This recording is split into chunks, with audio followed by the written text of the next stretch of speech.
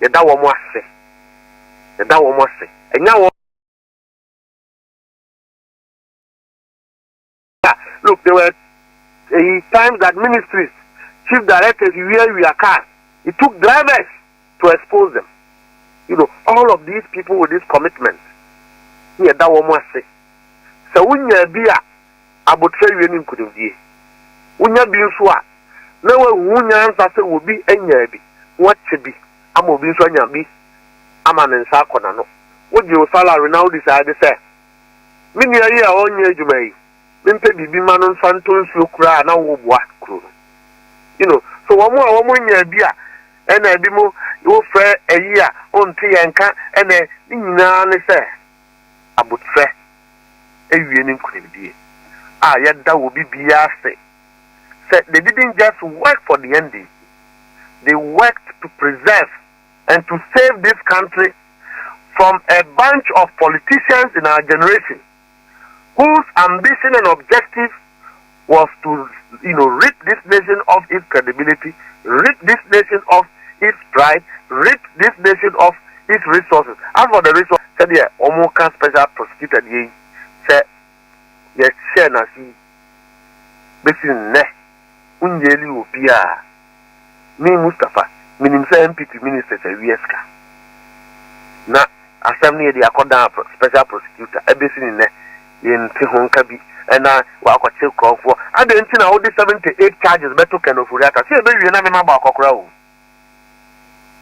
78 charges one case ye be wie sa case no na oba wa retirement o ade a Ghana for so nya ho abotre wo mo pesi ewie ade we na nsa we na wo mo a wo mo wie ska ye de kenofuriata ba sika bebre a MPP mpanyifo na wia no ebebuebua no wo hwe PDS a ka ho bi so wo hwe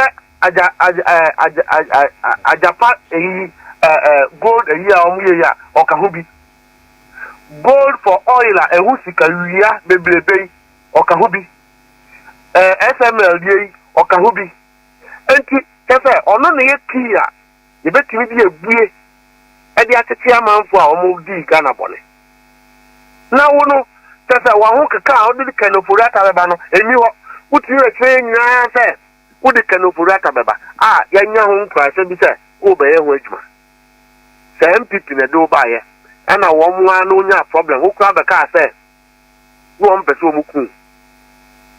omuku mo anya wanku na ba nfofo aba na wo sa kura sa tumi no a na kwɔkye nkrɔfo no a wo nuna mafikire na wo tondom eno no ye de tisiri kro. That is my only frustration, sir. You have the hope, sir. And can special prosecutor or no independent body. No very neutral. Because I mean so on your NDC, no NPP. Sir Mustapha Korea's cat, Sir Kwame Korea's cat, na Ghana for who say there is some amount of, uproar against corruption. Na Kefe, Yajuma na ukra ulisimu. Enti Mustapha. Na ukra. That is my only frustration. Enti when na udi ewura special prosecutor mudi mu de ma me misa say the big question na you see na wotwe mu ekukura ye bo ho nkoma ye bisa two divergent views and suggestions e bi say e be crank office of the special prosecutor no cry scrapping off e bi so da bi se bi ponko abodama na ewura ne de ombodam. And the special prosecutor and the human senior, Yaman people from Rana office in the enwo because of the fight against corruption. The Asadian City office in the war. Would you know? Now, special prosecutor, Jubano, says I don't know yet. I asked what you by for Diane. Who feel a William? One feel a William. Near woman say, you know, energy say. And you have been a president, Mamma, baby, you will be for fun. I have been you will be for fun. So, got sick MPP near. Yes, you up in your markings more. And NDC for no, I'm not going to say Mutia. Near NDC for near Chinkrofo, and near Chinkrofo on a base. Yet a neutral person, I'll be to my age, man, not Ghana food in other who say. And yet, I say now, will be the politics as you sing. So, for me, I'm a very happy man, sir. Sekisia Jabe Kas watching to President Muhammad and Kase, Manchi Mustapha because we could be bonnet. What I say? he is neutral. And a two. Oba ye, yebedu ye, and ne conversation in your NDC will be penyibi obstruct Kisia Jabe from doing his work. Abaimu penyibi and prevent you from doing your work. Oman penya to so anka stand na nuto say ye wajuma. Na wan reso anya, eno de e obi atam. Na se wan reso anya nso a sika bebeba omdi ma special prosecutor in the last 8 years no. This will ye ho akunta. So we will not reduce the conversation to say we be a juma now we be afan wedi. There be special prosecutor as an institution has come to stay. I believe so. And I don't think that President Mahama will scrap it. I don't know his position. But me, the MFI is there.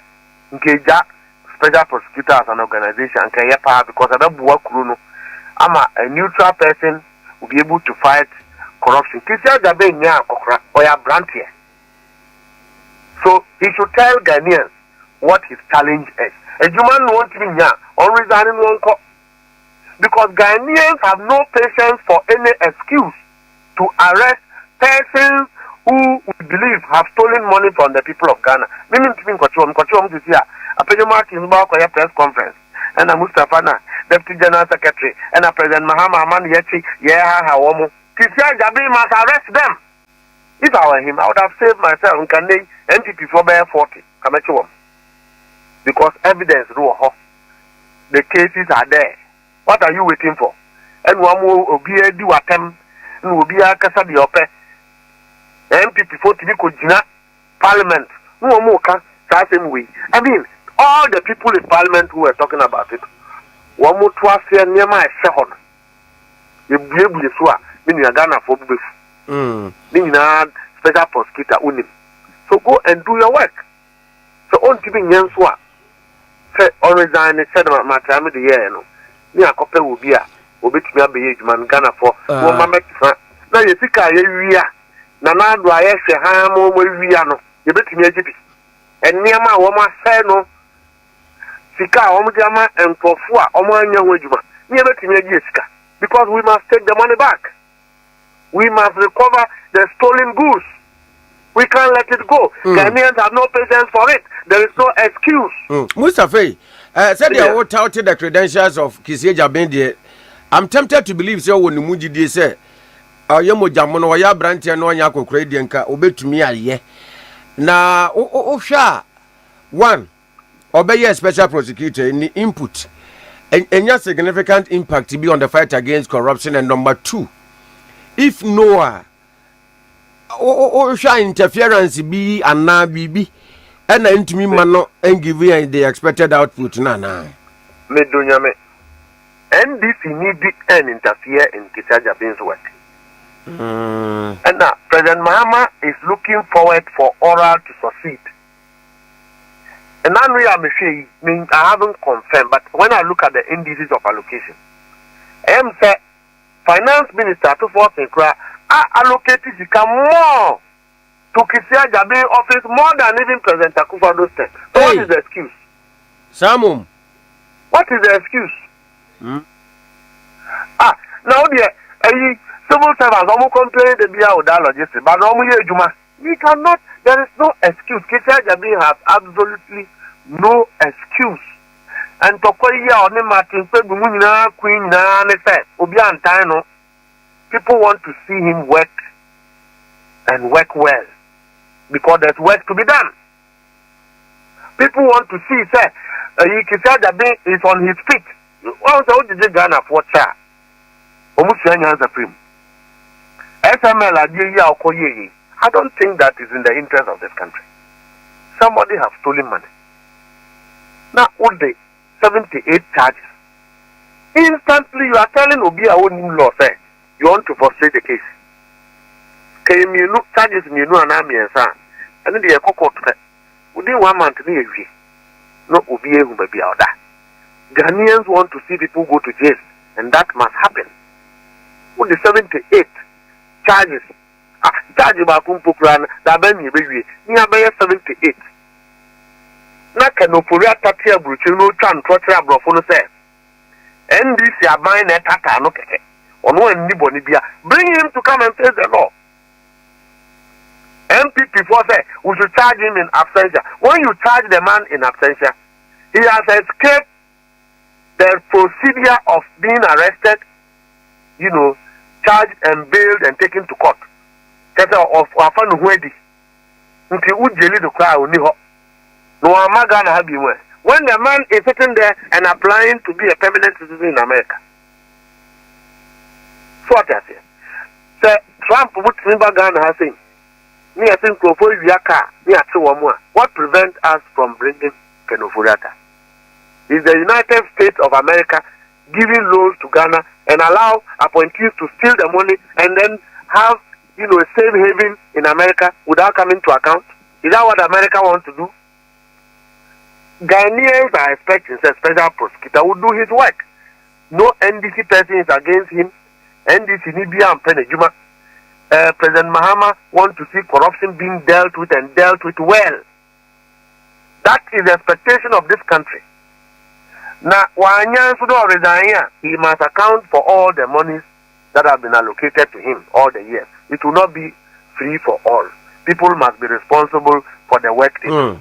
It's simple. The better answer no pay na we the answer no be kono. And the bon krata no pinu ade aba. Krata emrase bedwam. Speaker ejina wo man na mu di akwa the electoral commission chairperson ma meje mensa. Se wonje na wombo ono na dwuma yefo ina amane se. Officially omo de to omanim se Kpandai constituency akonwa no ada ho mpan by virtue of ruling no high court wo ho de baaye efa election irregularities bia ama yaje aba ya to ya nenkenkan wo ho tumu a enyeye akoba ne say no nipa bi hwe say despite say the NPP candidate dia court no there's likely to be a rerun in the event where omapi na wo mokoye no antentam a certain dia ebia na the decision by the parliament will be reversed.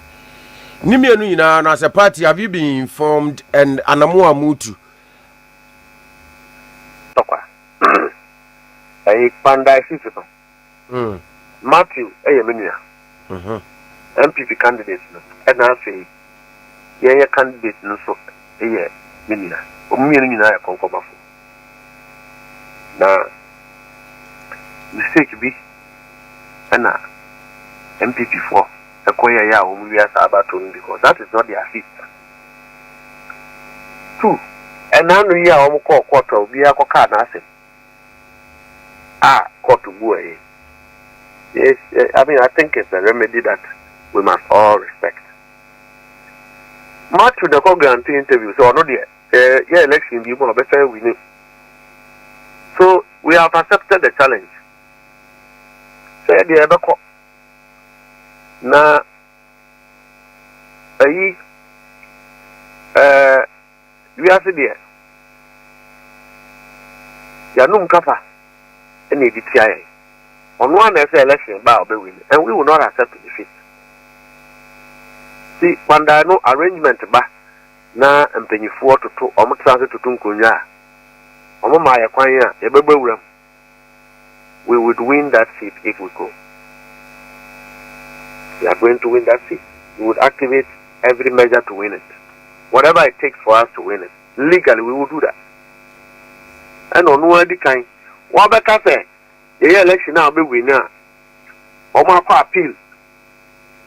Oma Supreme Court. Matthew is in Kpandai campaigning. I'm telling you. And why initial why now Jane said he's going to come. He should stop that. Nipo appeal court Supreme Court. Election in Kpandai. President Mahama doesn't decide election. Mustapha Nipa Oko appeal court in Supreme Court in our campaigning. Matthew is in Kpandai as I'm speaking to you. He's campaigning. So even before only Adeno Yakwa election there, Obe losing to all. Last week, Wakwa activating the youth and Obo Nam Quine saying, and We are the same family, so you will be a. And yes, as Antony Binis need a Kpandai is a predominant constituency for few Gunjas, Nauris, Basaris, Konkombes, and then you have other settler tribes or more. You are the same. You will be a, but you cannot, will be a, you could just represent. That room will be there, that room one in Yedi. Someone didn't know what, someone didn't in Iowa. If you feel back, you bet two, that they even say, Yenny a while by him. I didn't put in human echo. Now, I bet some by 8 years as MP went to me on your way. Now, Yenny a while by more, Yebe Bois, was the young Father. Now, Father Benner of what use? More parliament if you have numbers in North. Numbers here for him so. This is the Hunka and one more minority crampo crano. Bebrenua, Tisaga Benkers or back year. About 20 of the minority MPs should be almost closer to jail by now for roles they have played as ministers and heads of agencies. Bebre about 20 of them. All of them should have been under prosecution by now. Now, so there's no use of the minority in parliament. Say, numbers be near the attacking government. We have absolute majority, and that is not a boost. That is to say, the government has the support of the Ghanaian people. So we'll go to Kpandai and we'll sit with the people. We discuss it. We are just waiting for a signal from our leadership. We'll invade the place and take full control and win the election and come back safe. Nothing is stopping us from winning that. Now, Mustapha, you army DJ Ukraine. One word me to say, Matthew has already started campaigning. Gidi kra. We are start to have a more chance signal from leaders. Send the mobile corner. Why you Lu and then again, see it may be more parliament. Inca Munya we minority for you. 70 about if young kind, knife near be declare. And Dr. Mahmoud about me ever winning. And I say, a Bimakas on mail, giddy. Now, Nina and throw air settings. Then you're in your settings, a white a year, you judge a Paula Dumotre, a China result, it will shock Ghanaians in settings. They empire non casa, the age man. Near party no penny for near the NPP, and now you have me call more ye. There's a no wire mob boss set, or MP away woo, ye corner ye. There's an Nanado tributor or throw bukuno, condolence bukuno. And no more print here, there and another system say, oh, in Tinanado, o former MP will some penasam cry, Untimi oil this year, Untimi so tribute, no more found good bookum. NPP penny for from Baumia, Omuna and Kobe, a party no more quite Baumia, a good John or yet a celebrity Jumaya or time the BA. So that's how NPP is, but we don't do that. We have a way we work. You didn't pay for traffic casa. No muja, Emma, quiet say young qua. I want to grown over from. We will go and we will win the seat. You see, a train, National Chairman, General Secretary, and President. Omo Ebia, Naya, Nature. Omo, my quite we quiet see a young qua. So better. The Krumuha. We are going to work. It's about work. If you don't understand the game, you don't understand the game. If you understand the game, you understand the game. Of what use will it be for Matthew Nyindam to return to Parliament? Of what use has he been? He is my own brother. The guy who is contesting Nsala, he is also our brother. Of what use is Matthew when his party is in opposition? So who share a Juma Mienua? Okon Salawa, Obetimia, Pebiama. The Matthew cannot because he is in opposition. And over by a bad faith in they have not been able to do anything. of what use will it be, sir? Would you vote? Ekwakoma will be a want to be. So the conversation is different on the ground. So fronty and no bank and no about the transfer, sir. Or no better me win it. Now so in form no the game is not the same. He knows, sir, a form no is not supporting what he has done. Because the people voted and you use some means, a very, insincere criminal electoral officer, and Amudia Dani Adieno. You want to steal the verdict of the people. And Akonya Abasi and Sankoya election. We will go, they say, I change me and pay for my coin now. Who's a very bad shall pay? Yamisha Million. Yani Mustapha Grande, Deputy General Secretary of the ruling NDC.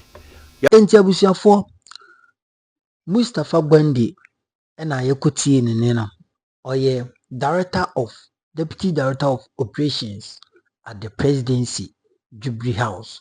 Sansona, Oye, Deputy General Secretary, Edema, NDC, Chinye Amanyukuno.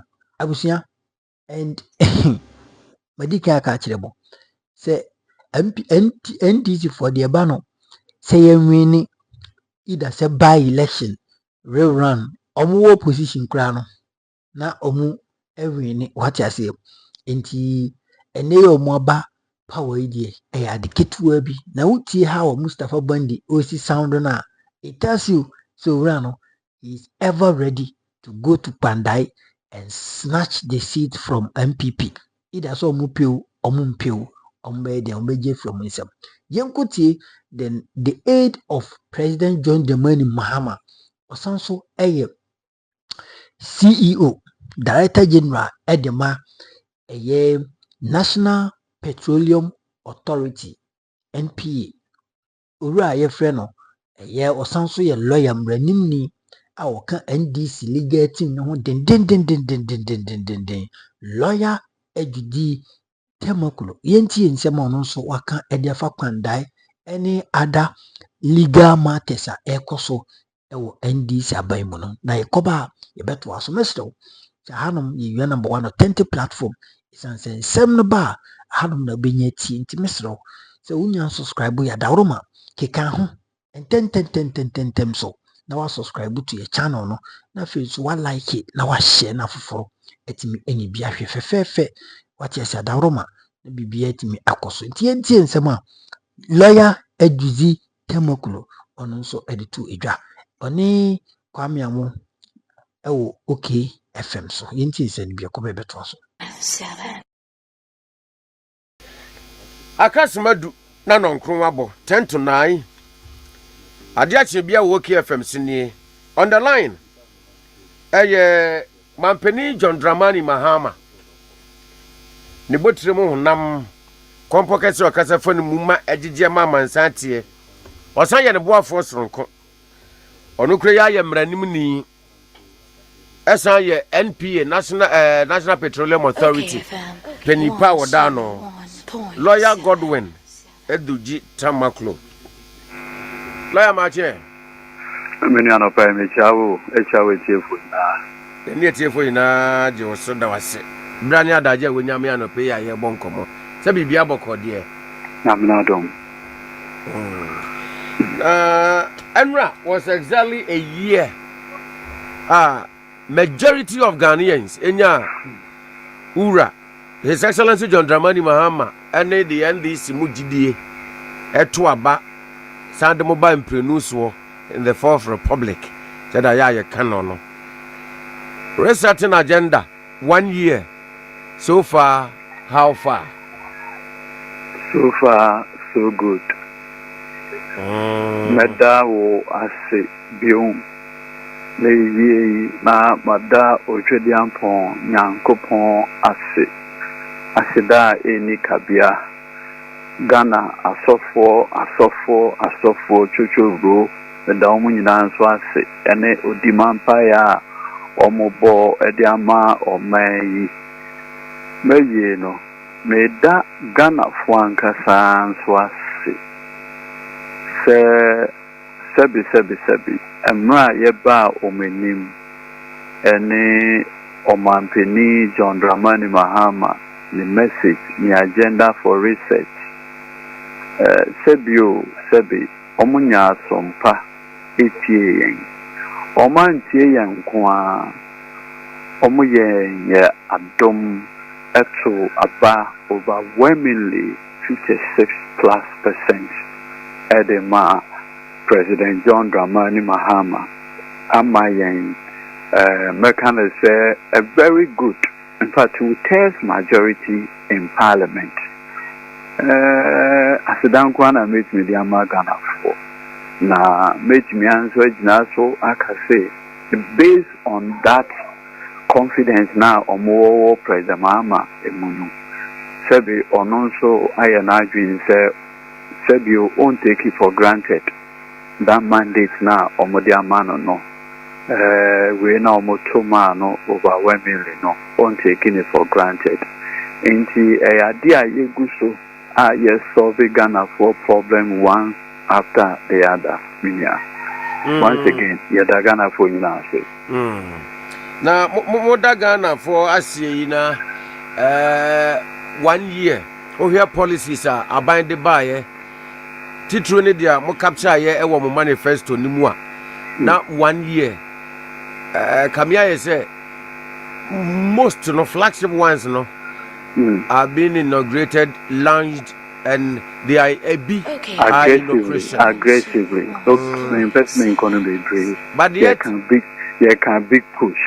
Yet me who then there are major roads. Look in Ghana, Accra, the road from Accra to Pram is very important. Open up Accra to another part of the Volta region. The road from here to Dodowa will open up Accra to another region. The road from Accra to Central region. Obian our the contractors are working the day and night. Many cases is here Accra to Ofango Kwan over $70 million in the release Ediama contractor. You Ubian Kasi 4 years, we are BBI in 1 year. Pameno say Ghana, Yesika 7. It is in better shape than we took it. And then, and Kofu na buying Ediomoka domestic debt exchange program. You go say you homo. You go say you homo. Ye Ghana, ye CD. Na do dan Kufu do say. Fidi no aye hata fidi no enu nyam na article no ene fidi na aye more stable than the ever fire ene Ghana ade e friend inflation ene inflation above from single digits interest rate e ko fall o man no e ko nim. But again, let me say this, and I say this with all due respect. Have we done everything that we promised Ghanaians? I'm not sure. How many years in Omodiama is 4 years. So far, how many years? After 1 year. It is work in progress.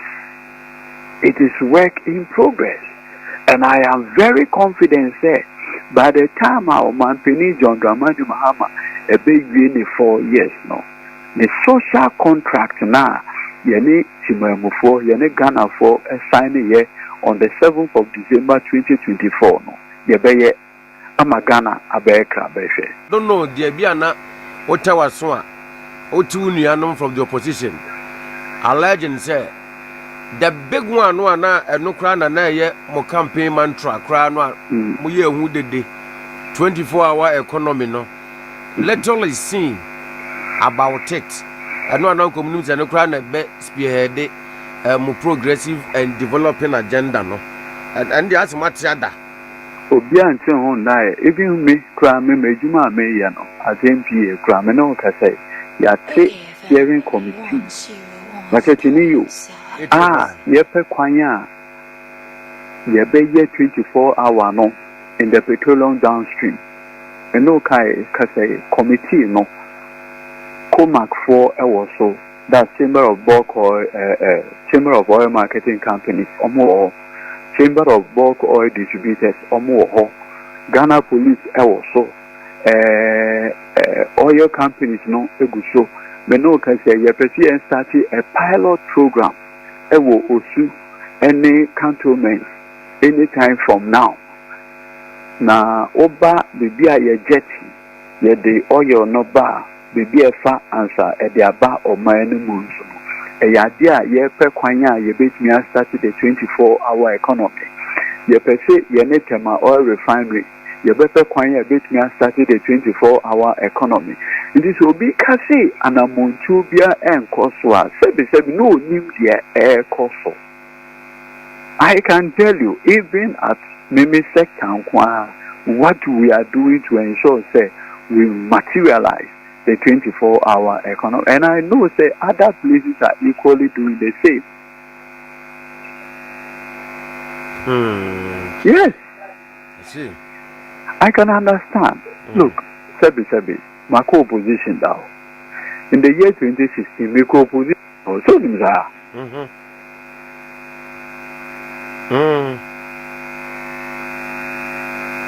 Hello, Lawyer. Hello, Majo Jimmy. I'm Pacha Fediaba. In 2016, my co-opposition also co-opposition, I knew my bit me for wood. Why is saying I'm young, Mamma, would me what the moon? Hey, would there would be Muntia? And sometimes me who many are non NPP for names and more Mokekana. I can understand. I've gone through that stage before. Hey, and especially we shall one defeat Lunswa. You won't be there since 1996. 1.7 million votes. Aha. 1.7 million votes. You won't be there since 1996. Aha. It's a baby Saba. Senyanko Pam Bam who therapies are. What point you obey me about them? Me come draw. Look, me say Nyanko Pom Ambe Mu Amawan who therapies. I'm a young cancer. What's me about them? What's a wild words way or want to ma?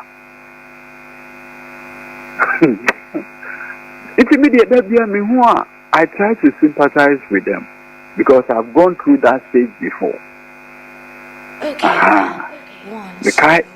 The year 2016. Sure. Massa. Easy. Cry. I see.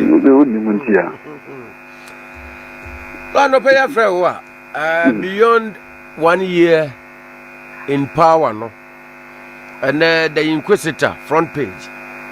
What do picture ba? And what they are told was in Bia Oka, Milim said, Oka, ya dear, and ye be so Katri. Eduji backs Office of the Special Prosecutor. Oka, sir. No, oh yeah. Maybe honestly, me, I don't see the pages in here. Rebecca say, yeah, scrapping that office. Or just na sabi. The say conversation there, bano. Me who so Parliament na de emra no de buy. Into name them here.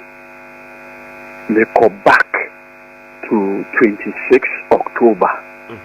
2017, a brand new Parliament a debate Samrano.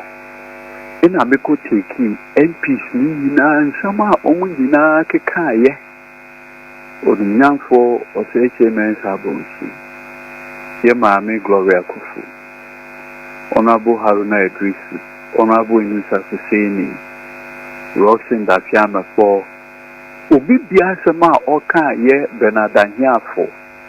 During the debate, Andre Japamesa, during the debate on the passage of the office of the special prosecutor, and when I look at the debate then, and in some way, I think that there is no basis to scrap the office.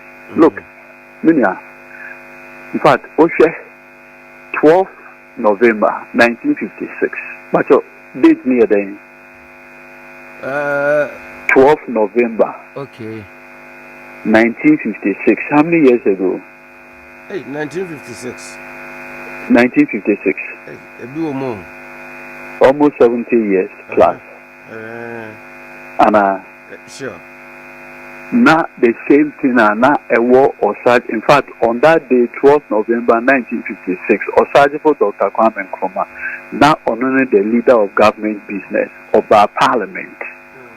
Oba Parliament concern already FRC, your Attorney General, and whether the Attorney General now so on your politician, that's a partisan person, and also on your professional. What you mean? And the debate is there. Concerns our Osajifo Dr. Kwame Nkrumah every year. As Attorney General, the year 2001. Subsequent NPP 2016 manifesto. It was a parliamentary handout on 26 October 2017. It captures said the office of the special prosecutor is part of the NPP 2016 manifesto. Eventually, NDC Amanyoku Eka say, war, party na edge probity and accountability too. Now, the idea of corruption and its impact on poverty and our development is huge. In fact, the United Nations UNDP, which almost statistics on the impact of corruption among others. And so you can see a state officer which will help us fight against corruption. But what can I say? And at that time, we should debate now. Mekai ose chairman sabunsu and some of kind minya yabu abia samwa as some of kind on the floor. A Japanese as some of kind and you may do as some of kind NDC MP Saruna Idrisu Oninke Kahum and some of kind answer Parliament passes Sambrana clearly me who any basis I see also at their scrapping the office. I think that we must draw the distinction. The office and who occupies it. But what I say? Okay. If Lubia occupy now, no, Sebi on one home or there, it's a different matter. All right. Lawyer Ansana Yabeba, two separate entities here working once the office and the occupant, no. Can we look at the performance and the impact of the office itself since its inception? KPI has been here the man office no. Key performance indicators been here the man office no. So an over studio will produce a beba or bar or you advert saying here. If you interview Biansono, you need to pause and read out these adverts. Through the adverts, no, in a month, almost near how many adverts in a show ya or the abba? Sikasen was generating business and out the buy interviews and were conducted. Resource persons men, no stories no a trendy na. Stories now create a problem among organizations now. Your friend the key performance indicators KPI. KPI been at the man office no.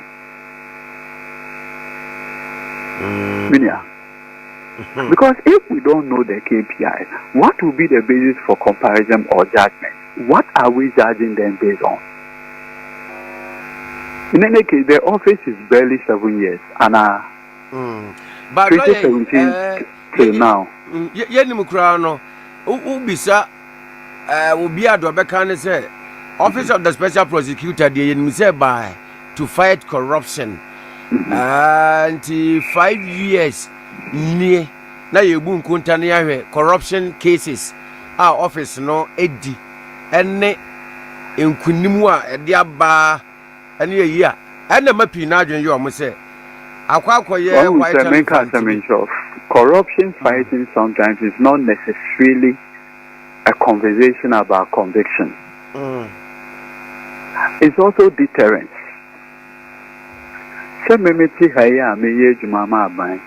The mere fact say, Minister Office view or Sam, me be a misro. What does it? That's right.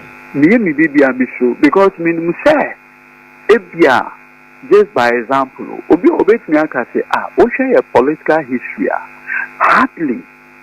In fact, hardly. In our people say, Attorney General, or no, why investigate your non party member?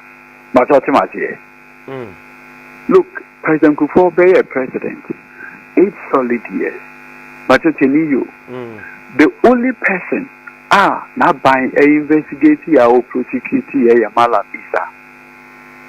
And no Kranan Crofos Malam Isa Crass and Uncle NPP ni Bapa Nankasadi and Nankayan investigating about what way PAC means here. 8 years of President Kufuor. In fact, at a point, President Kufuor say Office of Accountability at the Office of the President. Ekusi saying NDC by 8 years. Abuga Pele. Okay. Okay, Abuga Pele. President Nanado Danko Kufado by 8 years. 8 years no. NPP ni Baba Pana. President Kufuor abai ankasa Attorney General Yemami Gloria Kufu and now go for the Guadami a investigate ya or prosecute ye. Uni may be a chairman. But only more bizarre. One who say Okra was struggles or Bekai. But so Kaisers and Melkuna Nanadu Ayaman Penino. Office of Special Prosecutor A investigate the NPP Chief Executive Officer ABAJ. Okay, contract for sale. Yeah. Amanase ye wejuma. Okay. Contract for sale. Abankesim. Na send your friend PPA boss. What's your name company say talent discovery. Ne brother and ne brother-in-law a down noir or munya contract procurement contract and others. Rufiana.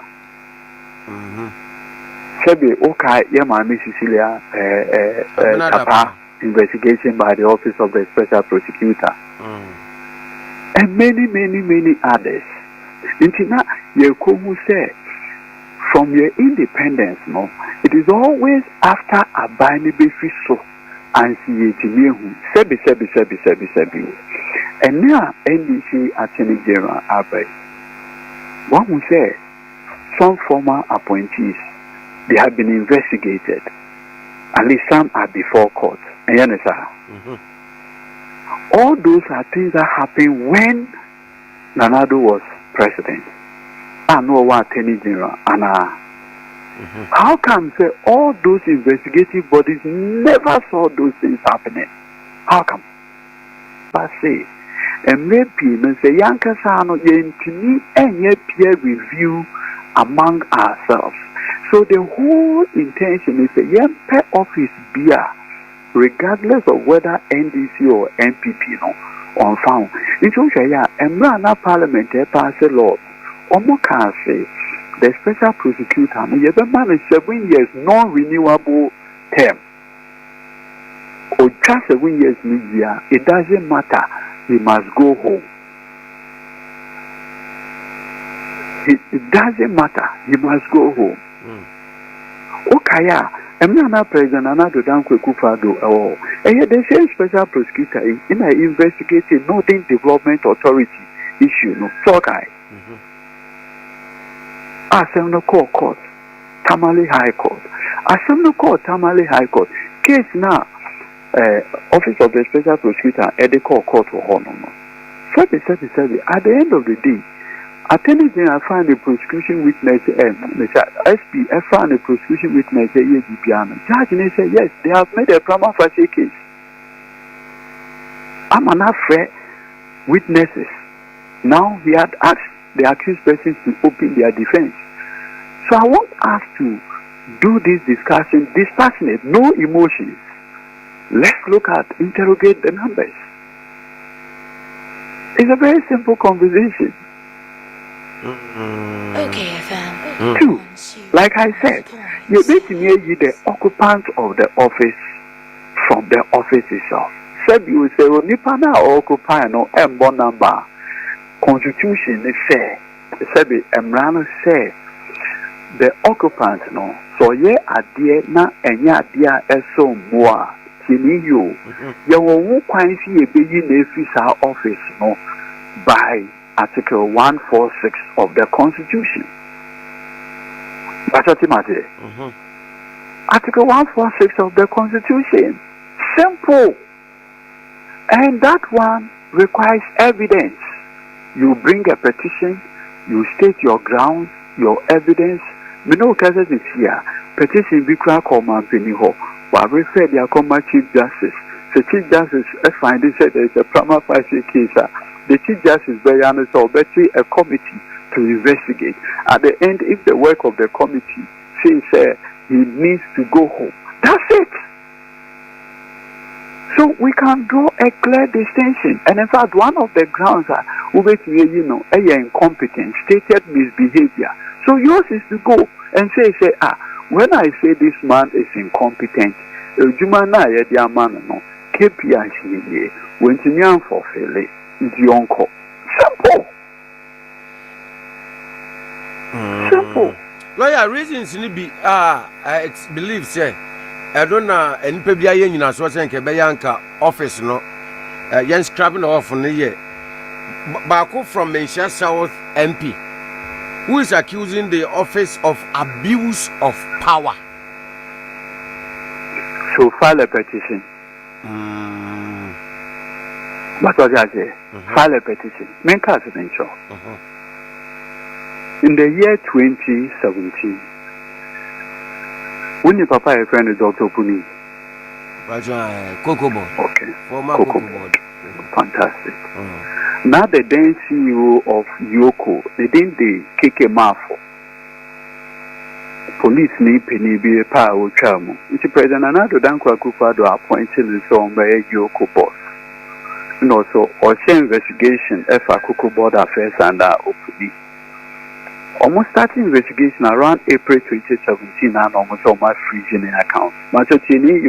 You're freezing the account on your access to the account.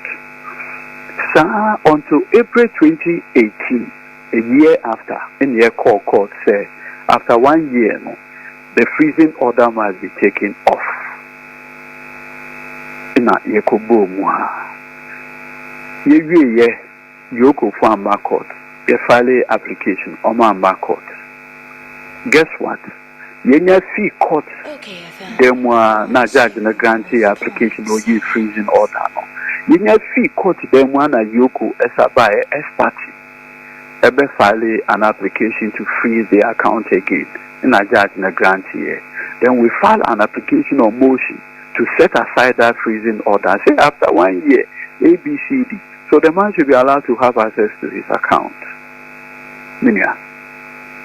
Judge no, OTA argument in Nigeria or say I will err on the side of caution by refusing the application to defreeze the account. Yankasa in the Supreme Court.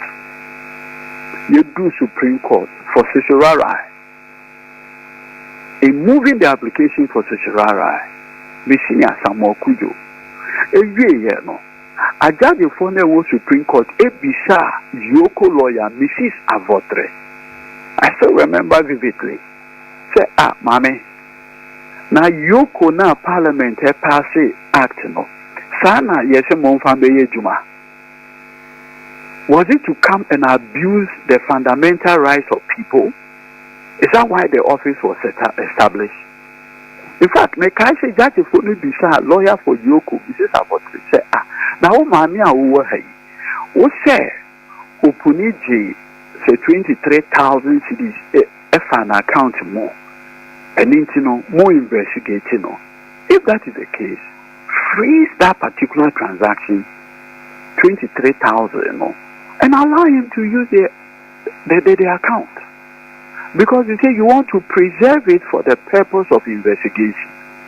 Also, Kpandai is 23,000. Meanwhile, you are frozen an account that contains money more than 23,000. Does it make sense? In open court, the judges were so angry and told the lawyer for Yoko, said, look, we are not going to allow you to turn the Yoko into a monster. Abuse of office. Yakasi and Scrappy Yoko. Huh? Minia. Yakasi and Scrappy Yoko. No. You deal with the officers and allow the institution to grow.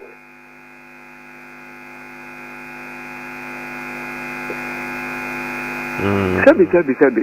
Which security agency will Mamuha accuse your mother of abuse of office? Is it Ghana Armed Forces? Even National Security will blame them. Is it Ghana Police? Which of the security agencies has never been accused of abuse of office? Maybe so. So we can draw a line between the office, the occupants, and look at their respective competences. In any case, the maker of the law say, Unipa, Odi 7 years. Kisi all this year. Wanya, out of 7 years, why you move 5? I can't 2 years, no. Non-renewable. And yet those officers are said you appointed unless you call retirement and so be to make you office with the parliament said that be 10 years, 7 years, year, so why you with you 1 year with you back on your manako. That ends it. So parliament itself envies it. It's a baby sabit nyaba. It was a mark the occupants 7 years non-renewable term. Yapon.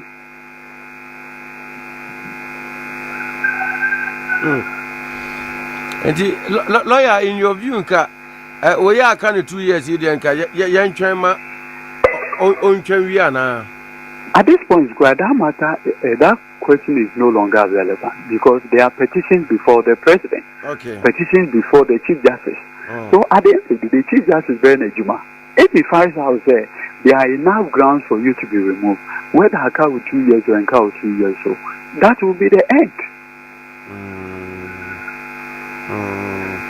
And if in absence of, if there was to be an absence of a friendly and petition, Idianka, probably you will wish to send 2 years in any money. No, that's what the lawyer, the lawmaker did. Parliament Ankasan did 2 7 years non-renewable term. Sasu say, hey, Kisi is a young man, he has graduated 50 years. So that's it. But in 2 years' time, whether open or unpool, you go. Thankfully, they are even petitioning. So the Chief Justice will do his work. If at the end, the Chief Justice in the end, or you said there is a basis, that ends it. And you understand? But should that be the basis to say you are scrapping the office? No. There's to criticize and not to share views on another office holder, especially when it comes to the performance whilst in office. Can this uncle maybe say personally, say Ode Kiseja be performance to near satisfactory and maybe say one will say there is a process even for HR conversation. You will be a friend of KPIs, performance indicators. Performance indicators then are making us so I can say the Juma no satisfactory and maybe I'm away. There is an HR department. They were board. At the end of the day, my board name. At the end of the day, my workers and may performance review of them. Can I just open my mouth and say your work is not satisfactory? That be Obi director, there are key performance indicators. Ejuma and so on. At the end of the day, so when you say Ejuma now, make now some marker say your work is not satisfactory. Ejuma ben the action answer. Mr. Ejuma ben the action answer. No, in as much as they be in the terms of reference, the KPIs. Anyway, and then I will Canadian. And see that didn't mean and over the weekend, no. Does it stand to be true, sir? And now, do you side with it, sir? Obi best kase from the word go, and now from the onset, how we constituted the office of the special prosecutor, no? Now there were some deficiencies. Do I am correct? Look, Sebio Nana do decisions or be created the office. I believe right from the beginning, make us say I don't support their office because from 1956 when I started this debate, and we go full circle too. They experimented the office of the special prosecutor. When we say we had a special prosecutor in this country, eventually we ended up prosecuting him for taking money. The special prosecutor? Yes, Apia. You can see your investigation in Coles Motors. We or discuss with Coles Motors. Say Jabba, Henry Jabba, and I send your friend. One of Jabba. We discuss in the hall. I want the London Ghana Commercial Bank London branch account. Assembly by a yedin call court or two Chicano a London branch account. It's a Ghana court. A need to new one so. This is called London. This is called London. Can you imagine? Ghana, yeah, back was very interesting. Yeah, experimented the office of special prosecutor. I could see saying it may from the beginning make us. But that time, no NDC now who oppose here. They now NPP for no country and then say yes, because not ye corrupt because near fear BM 2016. Into the Rebecca Biano almost a month because we are corrupt and we are afraid of the office. Yes, okay, sir. With the month set it up. Now, Nanado set the office in the up no. Or said that pan work of our Martin Amidu, so Omedi office na kind. Because that time the NDC had fallen out with Martin Amidu. Deliberate. Because till at the time Nanado set up that office in 2017. But you're telling you, when you say, what setting office no ground, now we use the Attorney General to prosecute former NDC appointees. Sebi, NCA matter, no, Attorney General starting here, May. Then can start time now office no ground yet, and my. Lawyer, what kind of Fred Damiana? Okay, Gloria Kufu. Ah, okay. Smith OBS Asamo, one are investigating here, and ya Attorney General, a prosecutor here, and ya Attorney General Yoko, any police for Sagrame, and ya Attorney General police for Smith OBS, and ya Attorney General any Yoko for any winner. Banking sector collapse, and ya Attorney General any police for the at that time, was there no office of special prosecutor? There was. What are we talking about? I see. Now, lawyer, but could be just say, a friend say, lawyer Martin Amidu. I wouldn't be when I came about could be say. Yeah, the Shannon, sir. One young could see a mother serpent of corruption. Aha. Maybe that's it. Oja wako, you know. I come for you to be answered. Say, I did the answer. Nassassin yet. Nassad assassin, and I ran a year. Assassinate your name, you say. Sir Mankamatamidu, Uncle, or your corruption risk assessment of his apadilla. Sananka no. Me the first case of Martin Amidu at the court, our Ghana. Now many the lawyer for the accused person. But she will court my judge no at the end of the day me a submission of no case in a on me agree in no both case. I see. The first case Martin Amidu at the court as special prosecutor. I was lawyer for the accused person. If there is a special prosecutor, right, what kind I go through, I young research, I'm sure that will be one of them. Nana, Aminja, and Juada. Yanko Juma Magana. Lawyer, yes, that's the power that you know. That's a para. Lawyer Godwin, ne duji tama. Enti sana adena akwakoye. Wati na micho nase. Sana adena akwakoye. And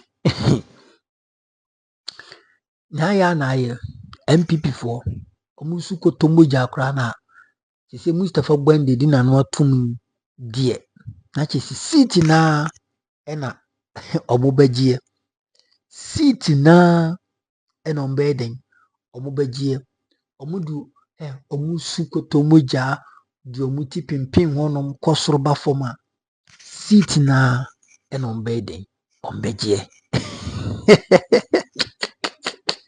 eno kwa NDC fo ni je round election ho no kwa NDC fo ni je by election ho enkankana akwa bi no de ya de bi o hye black no ne no ne nsia no mo so onye doctor no GTech fo so onye doctor aye tanko Rashid tanko esi ana makai doctor mane bo amapa because what na MPP fo isuro we bo hu paaye ene na mehwe doctor mane bo mane videos bi o gina Eastern region kaye plow to 2024 elections no ene mehwe pa na mewra ho mesi oh owu pa de owu ayi bi o mane bo ama director of elections and IT at the NDC owura na oye na assistant ene ye Rashid Tanko no Rashid Tanko DT se obehun bia no na o hye black because ne boss ba akopɛ ena sebi ba mu etwe no oni Dr. owura Mutala Muhammad Professor Sapon hey alleged Munilu no already me ya in fact me kaya se mu ya na me ya papa na ehime senti mpanfo wen na afre NDC mu eya but ni na mu no sana wu ebeye wati ase obi anim da nemre ebeso enti sana brabo no so akwakoye enti abusuafo na chese elections ne de say election rerun election na say by election badu NDC for be winning I'm telling you omo hwe omo ni beti no na NDC MPP for mu ni seat for parliament na fe de omo na tifie ana so obi omo na akowe because where the corner there's no way yibenya rerun election pa MPP be winning do because na do na kire say obi aban bi ewo aban mu a ye nkoto aba ma aban bi wo position eba no rerun election na say eba no by election na do ko gina edwoso eka ebra se bi ampontu adwonkuma eto anananom ewo ense do o kan sansem we nyina e de kire MPP fo ene Ghana fo nti da ya adwim se bi se NDC no omo power yi dia na che se bi ebusi bi nyado any by election bi anase any rerun election bi ebekoso bi ane automatically NDC are winning because nanado principle no eno no nanado principle no eno no enti so oni ma me ka kire enti sabi ne na okan nyina kosi ene se ne ti atwam nanase ne tofa bom ne se basa na aban no wo position so okoto man MP a ontimi ni president ni nya edwuma ontimi nkɔ ne office enko kan kire say hey ye pewe wo mbreko ani MPs wo hono ma ommo saa akwanya no na so ommo saa nema enti simply sɛ wo yɛ MP no ana sɛ wo mu constituents enkofo na mo wo hono no mo wo MP so ano so no constituency ho no sɛ mo pempuntuo pa dia na na do kire mu a mo beto ama president no ni MP ana sɛ manyuko no MP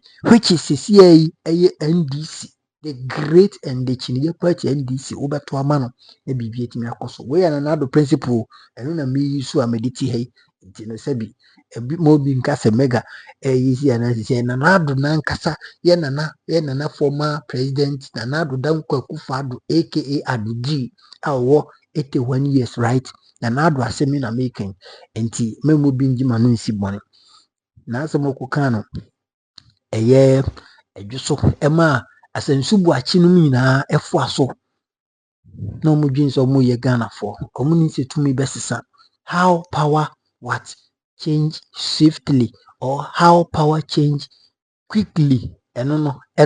Enti e ka se to me eti se hoho. Eye din bi fi on kyin akwa obi dwin se aya na eye ntro. Na mum eye no kware papa. Enti saa na ade na kwa kire wadwen wo comment section nim na ye hu de wo nso odwen. Nyankopɔn enka obi bia ho na o yira papa. Oba den yadoma ebesi ehia makraw. Bye bye.